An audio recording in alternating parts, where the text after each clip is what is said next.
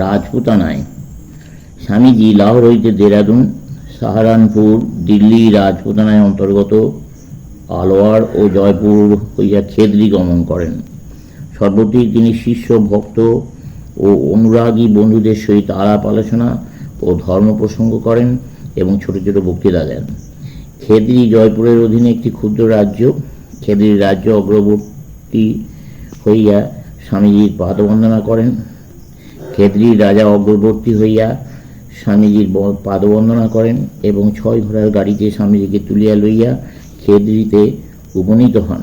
17 December 1897 খ্রিস্টাব্দে স্থানীয় school গৃহে এক সভায় স্বামীজিকে এক অভিনন্দন প্রদত্ত হয়।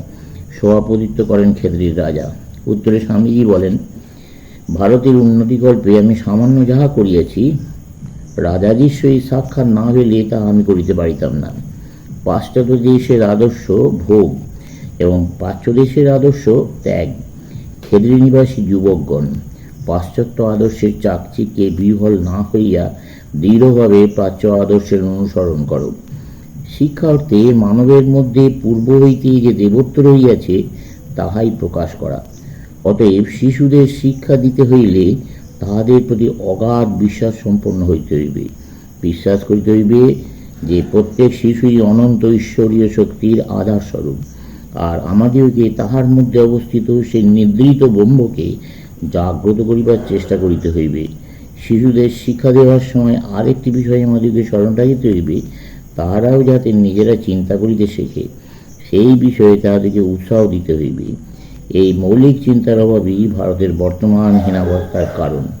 যদি এভাবে ছেলেদের শিক্ষা দেওয়া হয় তবে তারা মানুষ হইবে এবং জীবন সংগ্রামে নিজেদের সমস্যা সমাধান করিতে সমর্থ হইবে। খেতড়িতে বক্তৃতা। বেদান্ত।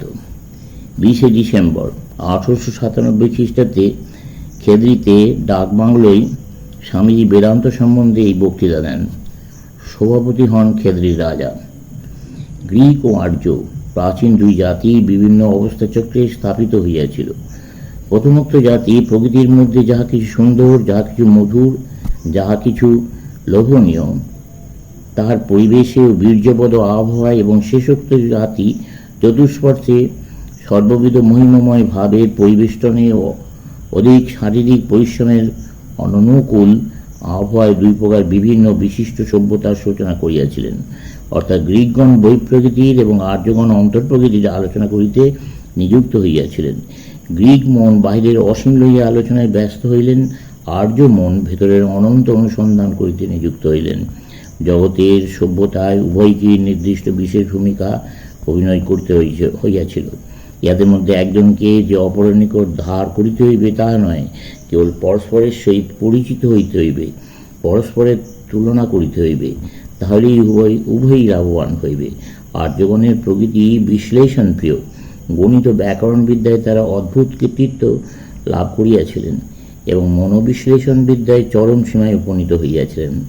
আমরা পিথাগোরাস, সক্রেটিস, প্লেটো এবং ইজিপ্টের নিও প্লেটনিকদের ভেতর ভারতীয় চিন্তার কিছু কিছু প্রভাব দেখতে পাই। বিভিন্ন সময় ভারতীয় চিন্তা স্পেন, জার্মানি, অন্যান্য ইউরোপীয় দেশের উপর বিশেষ প্রভাব বিস্তার করিয়াছে।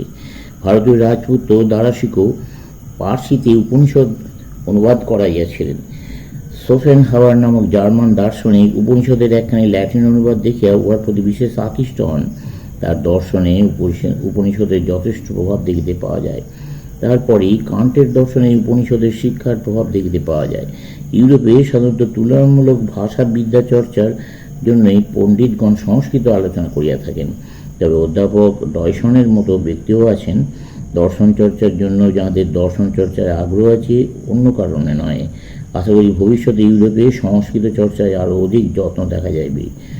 পূর্বকালে হিন্দু শব্দে সিন্ধু নদের অপর তীরের, পূর্ব তীরের অধিবাসীগণকে বুঝাইত।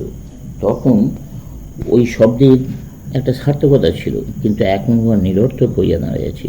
ওই শব্দের দ্বারা এখন বর্তমান হিন্দু জাতি বা ধর্ম কিছুই বোঝাইতে পারে না, কারণ সিন্ধু নদের পূর্ব দিকে এখন নানা ধর্মাবলম্বী নানা জাতীয় লোক বাস করে।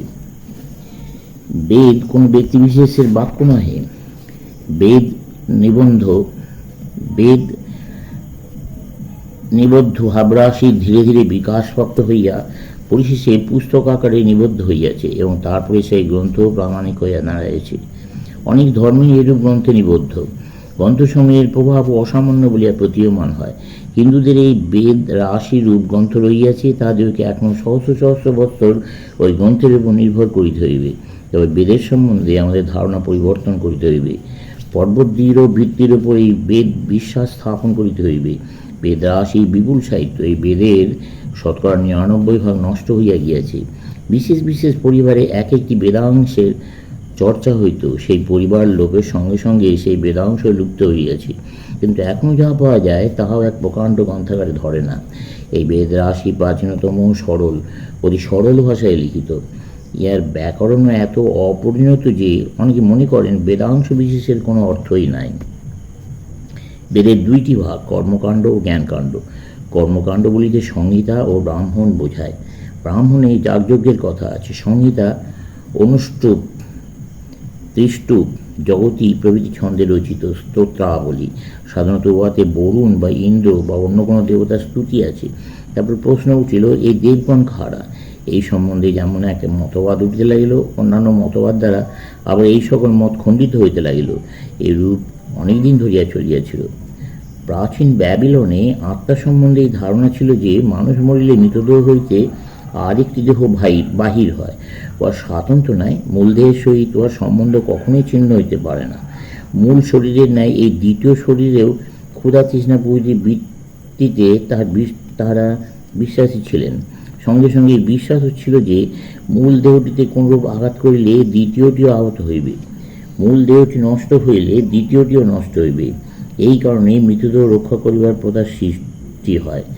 তাহা হইতে মমি, সমাধি মন্দির প্রভৃতির উৎপত্তি। ইজিপ্ট ও ব্যাবিলনবাসীরা এবং ইহুদিগণ আর বেশি অগ্রসর হইতে পারেন নাই, তারা আত্মতত্ত্বে পৌঁছতে পারেন নাই। এদিকে ম্যাক্স মুলার বলেন, ঋগ্বেদে পিতৃ উপাসনার সামান্য চিহ্নমাত্র দেখিতে পাওয়া যায় না। মবিগণ এক দৃষ্টি আমাদের দিকে চাহিয়ে আছে, বেদে এই বিভৎস ভীষণ দৃশ্য দেখা যায় না। দেবগণ মানবের প্রতি মিত্রভাবাপন্ন, উপাস্য ও উপাসকের সম্বন্ধ বেশ সহজ ও স্বাভাবিক। ওর মধ্যে কোনরূপ দুঃখের ভাব নেই, উহাতে সরল হাস্যের অভাব নাই। বেদের কথা বলতে বলতে আমি যেন দেবতাদের হাস্যধ্বনি স্পষ্ট শুনিতে পাইতেছি। বৈদিক ঋষিগণ হয়তো সম্পূর্ণভাবে তাদের ভাব ভাষায় প্রকাশ করিতে পারেন নাই, কিন্তু তাঁরা ছিলেন হৃদয়বান ও সংস্কৃতি সম্পন্ন। আমরা তো তাঁদের তুলনায় পশু।